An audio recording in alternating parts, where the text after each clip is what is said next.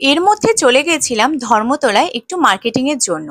তো যেতে যেতে এত তেষ্টা পেয়ে গেল যে প্রথমেই ভাবলাম গলাটা একটু ভিজিয়ে নিই। কেসি দাসের পিছন দিকে এই যে শরবতের দোকানটা ছিল ধর্মতলায় নেমে, এখান থেকে কিন্তু নিয়ে নিয়েছিলাম এই ম্যাঙ্গো লস্যিটা।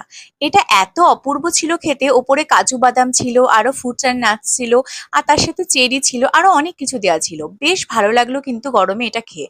তো আমি দেখতেই পাচ্ছেন এরকম ডাকাত সেজে রয়েছি, কারণ রোদটা চড়া উঠেছিল। তো তাই জন্য একেবারে ঢেকে নিয়েছিলাম। মার্কেটিং করার পর ভাবলাম কোথাও গিয়ে খাই।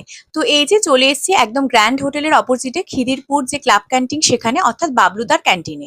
তো দুপুরবেলা এখানে খাওয়ার আয়োজন চলছে, প্রচুর মানুষজন কিন্তু এখানে খাওয়া দাওয়া করছে।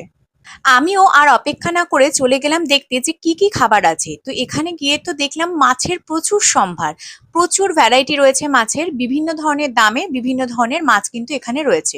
আর তার সাথে গরম গরম ভাত, ডাল, আলু ভাজা এ সমস্ত রয়েছে। এছাড়া চিকেন, মাটন সবই কিন্তু পাওয়া যায়। দুপুরবেলা এরকম বাঙালির খাবার খেতে হলে আপনাদের কিন্তু অবশ্যই যেতে হবে এই বাবলুদার ক্যান্টিনে। আমি নিয়ে নিয়েছিলাম এই তেলাপিয়া মাছের থালিটা, কারণ আমার তেলাপিয়া মাছটা অনেকদিন খাইনি, খেতে ইচ্ছে হচ্ছিল সেই কারণে। আর তার সাথে নিয়েছিলাম এই কচু পাতা চিংড়িটা। এটাও তো খুব ভালো লাগে খেতে। তো প্রথমে ডালের মধ্যে একটু লেবু দিয়ে ভাতটাকে মেখে নিলাম।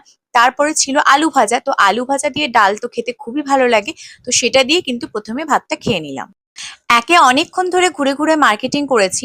তার মধ্যে সেই সকালে শরবত খেয়েছিলাম, তারপরে তো আর কিছু খাওয়া হয়নি। আর বেলাও হয়েছিল বেশ অনেকটা, তাই জন্য খিদেও পেয়ে গেছিল। তাই এটা কিন্তু এই মুহূর্তে অমৃত লাগছিল।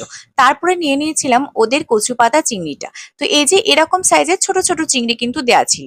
এটা আমার খুবই ভালো লাগে। যে রেস্টুরেন্ট গুলোতে এই কচু পাতা চিংড়িটা পাওয়া যায়, আমি সেখানে গেলে কিন্তু এটা একদম মিস করি না। এটা অবশ্যই নিয়ে নিই, কারণ এটা আমি বাড়িতে ঠিক বানাতে পারি না। তো এইটা আমার খেতে দুর্দান্ত লাগে। এটা এখানেও কিন্তু বেশ ভালো বানিয়েছিল। এরপরে নিয়ে নিয়েছিলাম তেলাপিয়া মাছটা। এখানে মাটনও আপনারা পাবেন, মাটনও কিন্তু বেশ অনেক কটা পিসে দিয়েছিল, দেখলাম সামনে একজন খাচ্ছিল। তো বেশ ভালোই লাগলো। তবে আমার তেলাপিয়া মাছটা খুব ভালো লাগে। বিশেষ করে এরকম বাইরে এখানে বেশ একটা বড় তেলাপিয়া মাছ দেয়, আর সুন্দর একটা অন্যরকম রান্না হয় সর্ষে দিয়ে, পেঁয়াজ দিয়ে। তো আমার বেশ ভালোই লাগছিল।